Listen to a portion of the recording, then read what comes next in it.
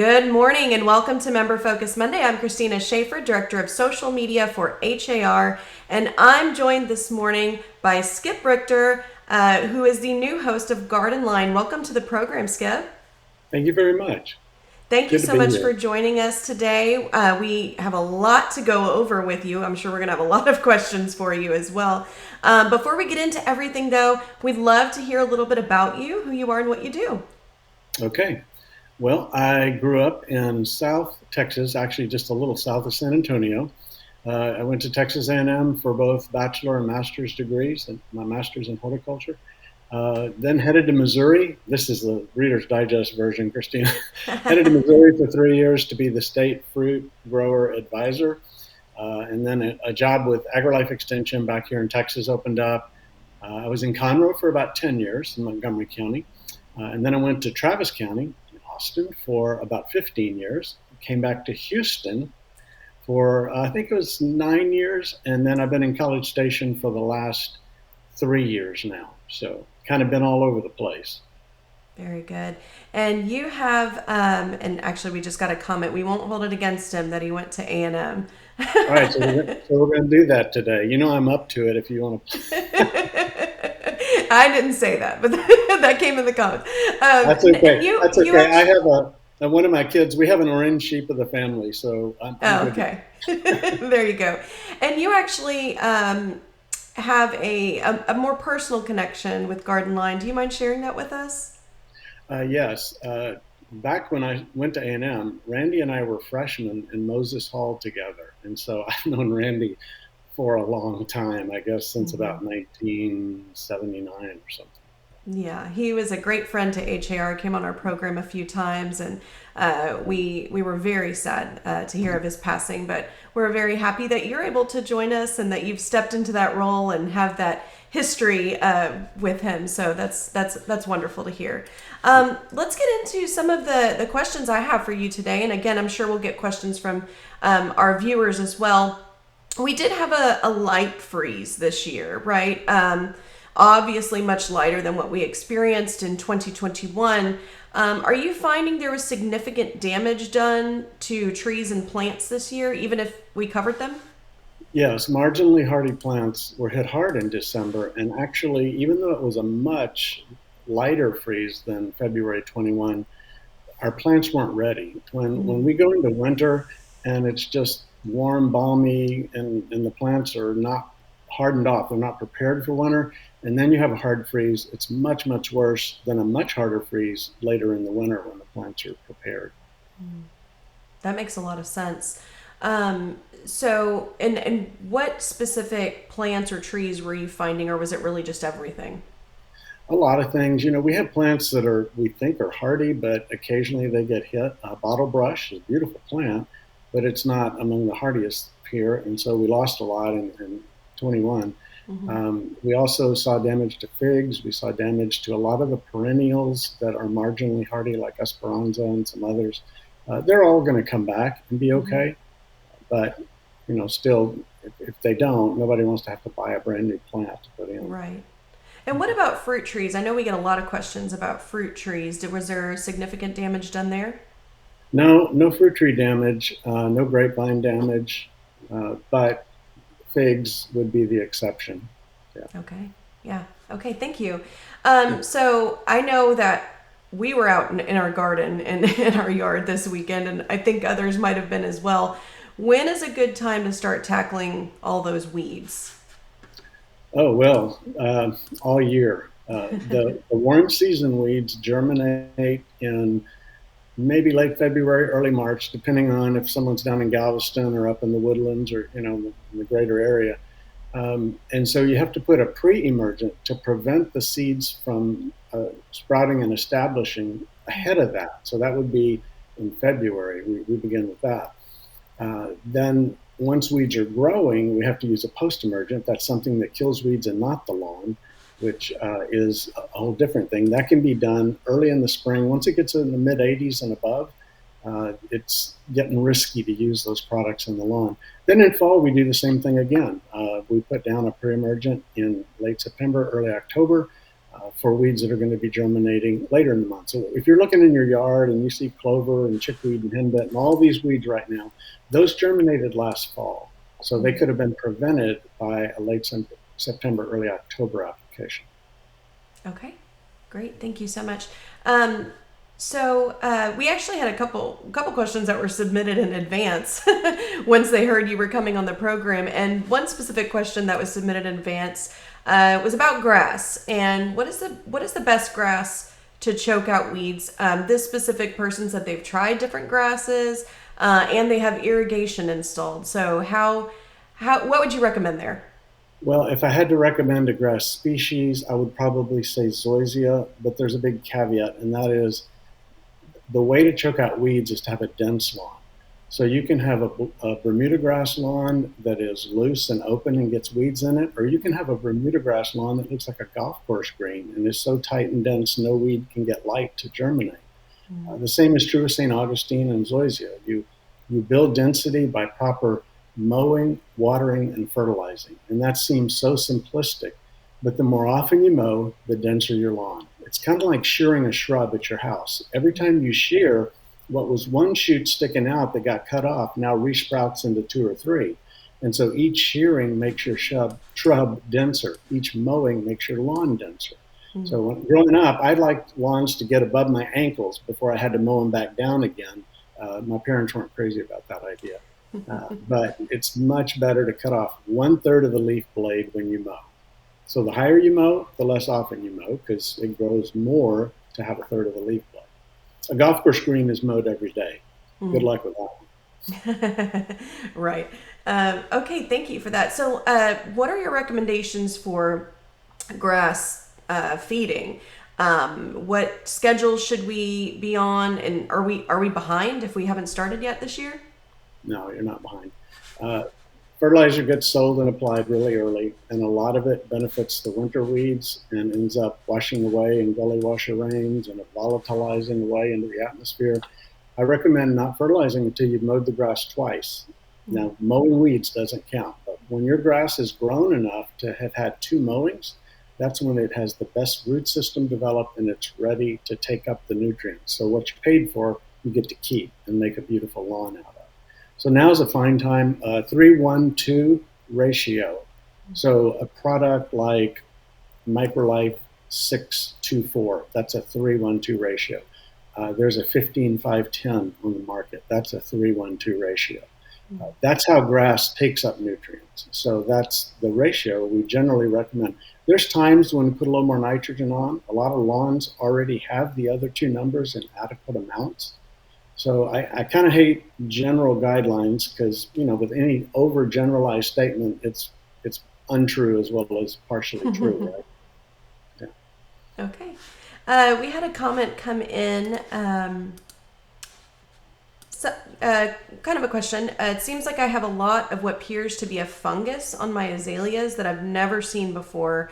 And in this case, they are at least 40 years old. Any thoughts there? If they could re-add what it looks like, that would be helpful. There is a fungus that affects the leaves and causes them to sort of twist and bubble sort of and turn white. And that kind of fungus you just want to pick off and rake up any leaves that have fallen like that to get them out of there because it's a source of inoculum to infect additional leaves. And that's kind of common on azaleas depending on the weather here. I don't know what other fungus they're seeing, so it's kind of hard to be more specific, but that would be the one you would notice when you drive up in the driveway looking across the yard. Okay, very good. We'll see if she has anything to add to that. Excellent. So let me take a look here. Okay. So if you have any questions for Skip, type them into the comments and we'll get to as many as we can. As you know, Skip, our members, they're advising homeowners, specifically home sellers in a lot of cases. And sometimes home sellers are on a very tight budget, trying to save money when it comes to repairs and improvements. What are your thoughts on yard improvement and curb appeal? And is this a good place to try and save money? Well, when you look at the house, nobody knows better than a realtor what's wrong. When new buyers come up, the realtor knows what the new buyers are going to think and see. So it can help to put in shrubs if there is just this gaping hole there, but that's a very expensive thing to do. Generally, for trying to turn a house, we use annuals. Over the course of a year, annuals are expensive because you have to buy them a bunch of times to replace them in that bed. Mm-hmm. But if you're just doing it once, that's not bad. In annuals, you get instant color, just pizzazz right there. Perennials tend to bloom in different seasons, so if you were going to live in the house, yeah, plant perennials, but not getting it ready for sale. Mm-hmm. I think, of course, general tidiness of all the landscape plants is really important. And then the last thing, I guess, that I would think about this just a minute on the thing for the sale. I think just think about when you put in color. If you get up close, like if you're sitting on the patio looking at flowers around you, a bunch of different colors is interesting. But the further you get away from a bunch of colors, some of you may have looked at a color picture in a newspaper with a magnifying glass. I don't know if anybody's done that. But if you look at it, it's like, oh my gosh, it's made up of all these little pixels of all these different colors. Mm-hmm. And when you back up, when you're at the street looking at a house, that mix of colors it just merges into something else. So large swaths of color, like a swath of white, and then behind it a swath of red. That those are visible from a distance, and they make a stronger impact. Okay, that's great advice. Thank you. And by the way, hanging baskets are not expensive. So if they've got a little place outdoors, and when they walk in the backyard to have a couple of flower-filled hanging baskets, that's a quick way to have instant. Great, thank you. So, what are some more cost-effective recommendations that realtors can make to their clients to improve curb appeal? Any other cost-effective recommendations? Mulch. If you're going to live there, we would say put compost in the soil and do all this stuff because that's good for plants. But when you're just trying to turn it, an attractive mulch on the surface just makes it look really clean. And you don't have to get rid of the old mulch. Just put new mulch on top of the old mulch. It doesn't take as much that way. And I think that would be a real fast impact. A color container or two by the front porch. If it's a shady area, it could be a big fern or it could be something else like impatiens. Mm-hmm. So that, as you enter the house, there's even color walking up to it. Okay, excellent. Thank you. We did get an update about that fungus on the azaleas. It appears whitish and forms a ball on the leaves. That's it. The one I described. That's it. And a fungicide. Notice when it happened to your azaleas this year, and then next year, just write on your calendar, spray a fungicide ahead of time. Because once it's turned all those leaves white, they're not going to reform their shape and turn green again. They're gone. So getting ahead of it with a systemic fungicide, that would be the best way to go. Excellent. Mm-hmm. Very good. If you have any other questions for Skip, please type those in now, and we'll get to as many as we can. Again, going back to some of the recommendations that a realtor or any homeowner might want to hear, is there a plant or tree that homeowners and specifically a potential home seller should avoid? Oh boy. Well, there are a number of trees that we call them trash trees. They grow fast and die young. And Bradford pear is popular because it's full of blooms and has fall color. But it's a tree that if it were my house, I wouldn't plant it because in about 15 years, it's going to start falling apart. Limbs will break off in a storm, and then I have to start over. And when I could have had a big, beautiful tree 15 years down the line, now I've got a brand new little tree again. So I wouldn't do Bradford pear. Sweet gum can be challenging. If you've got an acidic soil, it'll do okay, but it just has some issues over time. And there are some new sweet gums that do better, but that would be one. And then I guess pretty much anything that has great fall color is suspect. Chinese tallow that has invaded the Gulf coastal plains. The only people that like it now are the beekeepers because it does a great job of giving honey. But it is invasive. It's not a long-lived tree, and you'll have it coming up in the flower beds and everything else. So that'd be another one I'd probably stay away from. Okay, very good. As Is there long as something? long as any tree that is from somewhere else that you don't know about. Texans have spent enough money in Colorado to buy a ski resort, hauling little blue spruces and Colorado columbines and all that back here. And when you get to I've arranged it now. When you get to the border of Texas, the state line, the Society for the Prevention of Cruelty to Plants is also going to go through your car and check for things. And if they find that, they will fine you and send you back to Colorado to take those plants. That's a joke, by Okay. Now, if you are assisting a buyer, maybe, and you pull up to a home, what is maybe a tree that you would say, ooh, red flag, and maybe mention to that buyer? I can't think of one. Um, Or if maybe there's a certain state that you see a tree in that you might point yeah, out to a buyer? yeah. So I guess I'm trying to think of the conversation you're having with the buyer here. I mean, have they already bought the home, or they may Just not buy about that somebody one who's yet? looking at it, yeah. Yeah. Trees that have been mispruned, they look like hat racks. That is a horrible practice. And I Hmm. tell people that when you come home and there's a business card in the front door, just don't read it, throw it away, because that is not a professional arborist that knows what they're doing. And fine if it's a guy to mow your lawn or something, but uh, Hmm. they when we prune into hat racks, that tree will never get better. It will get worse, and where you cut off a tree like a fence post at the top, it's going to resprout, and those branches will always be weak and will fall and break in storms, which we have. Oh, okay. Great advice. And Bryn in the comments said pine in all capitals. So, Yeah, pines. We love pines in the woods. They drop needles all the time, mhm. and they can be a challenge. They get up tall enough to grab a hold of a lightning bolt every now and then too. So that's just, yeah. Okay. Just a comment that came in. Adrian said he has a Bradford pear tree and a pine tree. Both should have been gone 30 years ago. Well, if I bought a house and it had a Bradford, if it looked okay, I'd leave it for a while. Because you got it, and Hmm. it does have fall blooms and decent. I mean, spring blooms and decent fall color.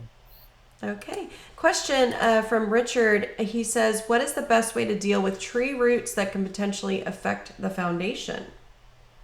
Oh, there is not a great answer to that. There are barriers that you can put in the ground. They're vertical. It's expensive to install them. They'll have to dig a trench and cut all the tree roots, put in the barrier, and then refill it. Hmm. That's a longer term and expensive endeavor. The problem with tree roots is not that they get under the foundation and lift it and break it like they do to our sidewalks in Houston. Hmm. The problem with tree roots is that they pull all the water away. So we need our soils to stay evenly moist, because here in Houston, the shrink swell of the soils is really huge. That's why driving down streets, sometimes you're taking your life in your hands. You feel like you're in the Rocky Mountains with all the pieces of street that have pulled up. And so when that tree root, it's summer and it hadn't rained for a month, it's pulling all that moisture out, and so the soil is shifting even more than it normally did. And that's how tree roots cause a problem. Now, under a sidewalk or driveway, that's different. That's a low thin slab, and they can go under it and then get bigger and push it up. Okay. That makes sense. What are your thoughts on pecan trees? Rhonda said pecan trees seem to be prone to being messy. They are. Pecan trees are not a good yard tree. They get fall webworms. They get several diseases during the course of the year. In an orchard where they're cared for like that, yes. But in a home, then they drop branches regularly, little small branches all year. And if you hope to get pecans, all you're going to do is feed the family of squirrels living in your neighborhood. I shouldn't say family. I should say the billion squirrels living in your neighborhood. And you'll never see a pecan from a home pecan tree in most cases, unless you Oh. go to great lengths, and your place will look ridiculous. Okay, great. Thank you for that advice. Excuse me. So, where could realtors learn more about everything we discussed today, making improvements, advice for clients and customers? Where can they learn more? Yeah. Well, I'm going to put in a shameless plug for GardenLine. I'm there Mhm. every Saturday and every Sunday from 6 to 10. So you can call in or you can just listen driving around and hear what people are saying. That would be the first thing. You, depending on which county you're in, you have a county extension office with an agent. And Montgomery County, Harris County, Fort Bend County, Brazoria County, Galveston County, out in Orange, they all have horticulture agents, which most counties in Texas don't have. So you can call and get advice from them if something needs to go perhaps to the state plant clinic for analysis, or if you need to get soil tests from the soil lab or those kind of things. Your county agent is sort of your way into that.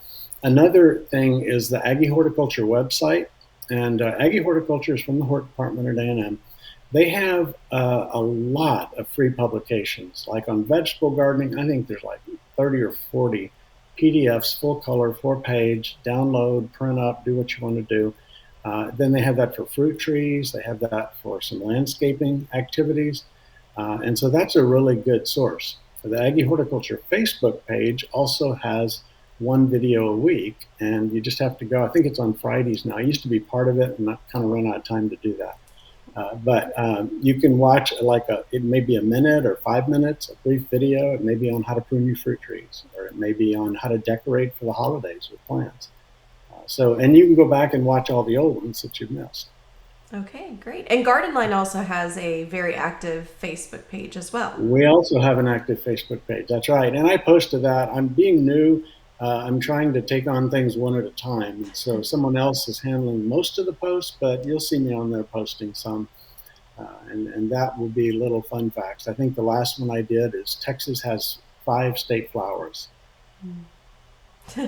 What are they? Does that pique your interest? Yeah, yeah. Now I want to know, what are There are five. they?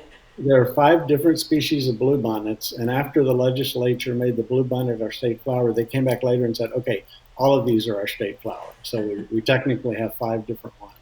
Well, I didn't know that, and that's interesting. I recently had a road trip, and we were noticing some of the blue bonnets looked a little different than others. So Well, they that's do, and there's 2 main ones here, and I've got pictures of them in that Facebook post, so you can see the 2 that are most common here. great. I'll go check that out after this. Thank you so much for that, Skip.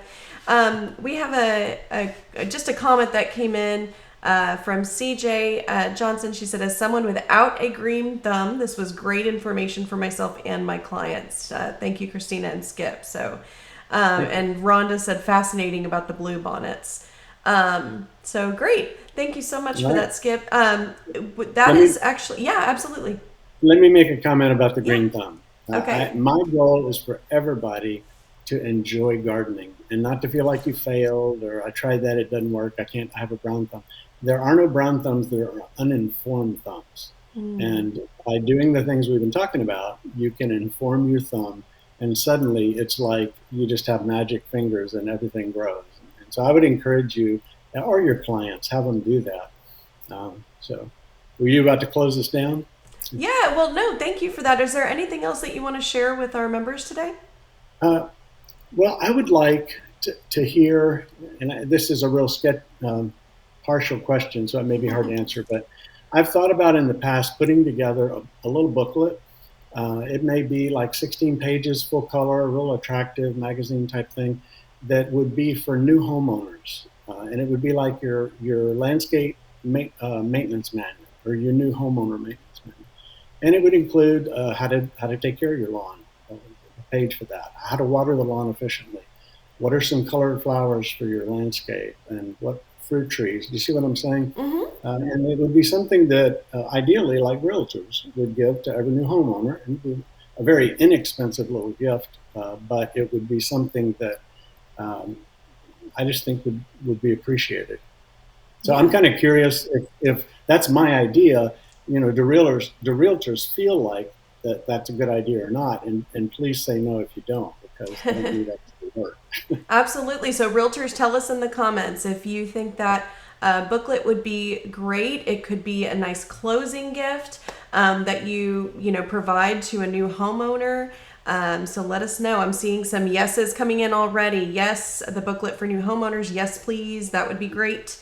I love that. Someone said so. I think you've got your answer, but please keep letting us know, and if I will let you know if we get any no's in there, Skip.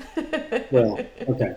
And any tips on it would be helpful too. Yes, but you need to include this, or there'd be a space on the back where you could put your realty sticker or stamp or however you want to do it.